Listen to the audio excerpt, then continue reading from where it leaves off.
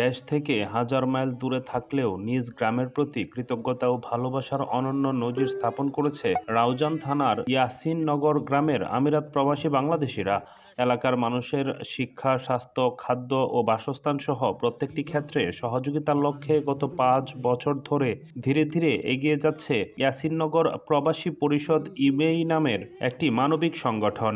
দেশ ও প্রবাসের সবাইকে ঐক্যবদ্ধ করতে সংগঠনটি বিগত বছরের ন্যায় এবারও গত ১লা জানুয়ারি বৃহস্পতিবার আমিরাতের আজমানে ওয়াসিস হাউস ময়দানে ইউএইর ৭টি প্রদেশে অবস্থানরত ইয়াসিননগর প্রবাসীদের নিয়ে আয়োজন করে অন্যরকম একটি মিলন মেলার।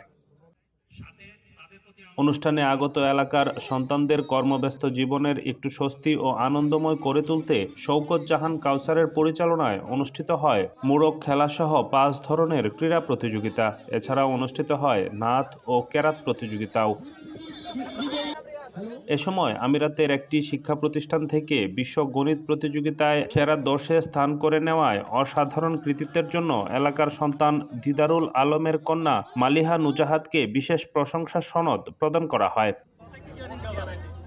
প্রতিযোগিতা শেষে মোহাম্মদ মুর্শেদ ও মোহাম্মদ জামাল উদ্দিনের যৌথ সঞ্চালনায় শুরু হয় বিশেষ মতবিনিময় সভা। এতে স্বাগত বক্তব্য রাখেন প্রধান উপদেষ্টা মোহাম্মদ দিদারুল আলম। মূল বক্তব্য রাখেন উপদেষ্টা এইচ.এম. মাহবুব। এ সময় আরও বক্তব্য রাখেন সিআইপি হাসান মুর্শেদ, নজরুল ইসলাম, উসমান আলী, উপদেষ্টা এজাহার সুলতান, রাশেদ মিয়া, এম.জে. আসগর, আমানত খান, শওকত জাহান কাউসার, গিয়াসউদ্দিন তালুকদার, মোহাম্মদ মুর্শেদ, এইচ.এম. ফরহাদ, মোহাম্মদ এরশাদ, দিদারুল আলম, মুর্শেদ আলম, মাসুদ করিম, ফুরকান আলী, মোজাম্মেল হোসেন সুজন, আব্দুর রহমান বাবু, মুর্শেদুল আলম শেহেরু, মোহাম্মদ লুকমান, তুষার ইমরান প্রমুখ।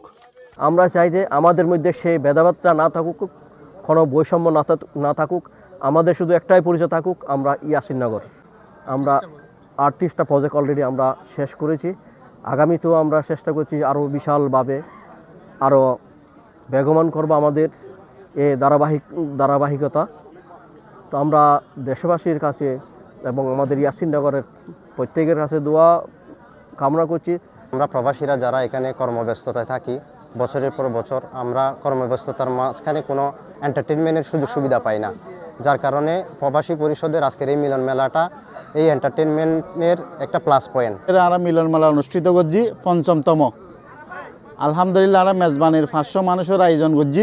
ইমারতের বিভিন্ন অঞ্চল থেকে আসছে, সকলকে আমাদের প্রবাসী পরিষদের পক্ষ থেকে এবং আমাদের প্রবাসী পরিষদের পরিচালনা গ্রুপের পক্ষ থেকে আন্তরিক ধন্যবাদ ও কৃতজ্ঞতা জানাচ্ছি। আমাদের দেশের মধ্যে, আমাদের গ্রামের মধ্যে যারা অসুস্থ মানুষ আছে এদের সেবা করা এবং যারা দুস্থ, যাদের পারিবারিক একটু দুর্বল, কোনো মেয়ের বিবাহ হচ্ছে না, এখানে আমরা অর্থ দিয়ে এদেরকে সাহায্য করা এবং যাদের বাসস্থান নাই এদেরকে আমরা পূর্ণ বাসস্থান করে দেওয়ার জন্য আমরা যথেষ্টভাবে আমাদের গ্রুপ থেকে চেষ্টা করি।